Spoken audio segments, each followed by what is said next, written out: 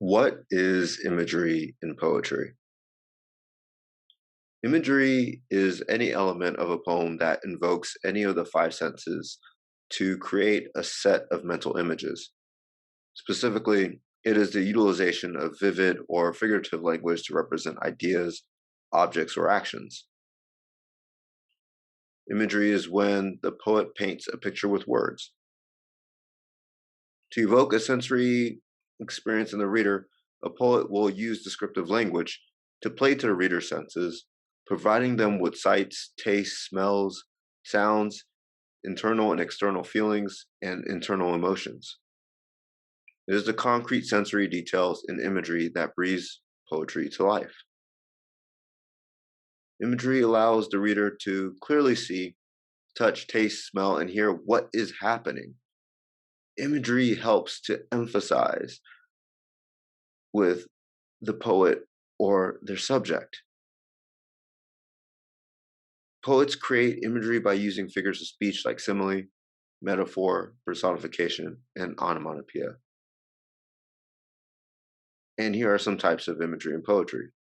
Visual imagery appeals to the reader's sense of sight, describing something that the speaker of the poem sees. It may include colors, brightness, shapes, sizes, and patterns. To provide readers with visual imagery, poets often use metaphor, simile, or personification in the description. Auditory imagery is a form of poetic imagery that appeals to a reader's sense of hearing or sound. It may include music and other pleasant sounds, harsh noises, or silence.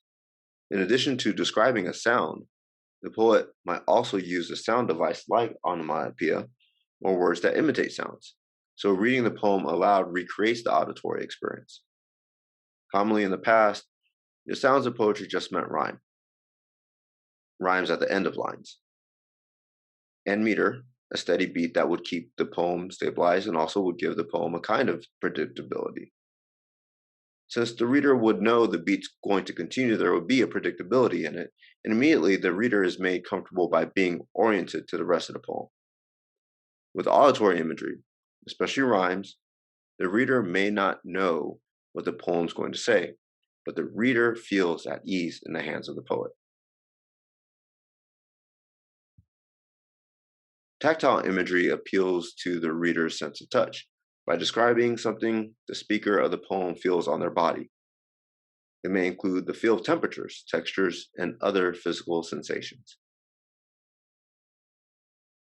Kinesthetic imagery is a form of poetic imagery that appeals to a reader's sense of motion. It may include the sensation of speeding along in a vehicle, slow sauntering, or a sudden jolt when stopping. And it may apply to the movement of the poem speaker or the objects around them.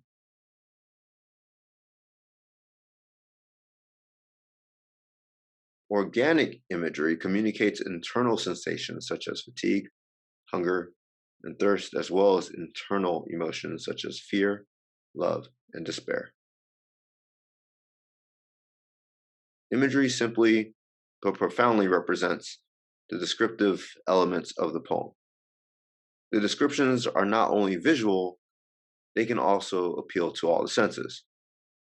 Imagery makes the reader become emotionally involved with the poem and attached to its subject matter.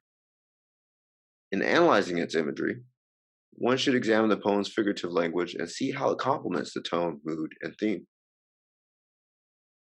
The reader should read the poem and take note of the types of imagery that the poem expresses. Remember, it is important to note that a poem is not limited to only visual imagery, but will also likely have imagery that appeals to the reader's other senses. A poet may appeal to the reader's senses of hearing, smell, touch, taste, and even some sense of motion. After noting imagery, readers should examine the poem's figurative language. Similes, metaphors, personifications, onomatopoeias are rearrangements or unconventional ways of saying things and are another form of imagery. These forms are merely tools that the poet uses to paint the vivid picture of the physical experience in the reader's mind. Whenever analyzing a poem with imagery, examine how the poem's figurative language functions within the poem. Ultimately, imagery in a successful poem will always complement and emphasize the poem's other important aspects in tone, mood, and theme.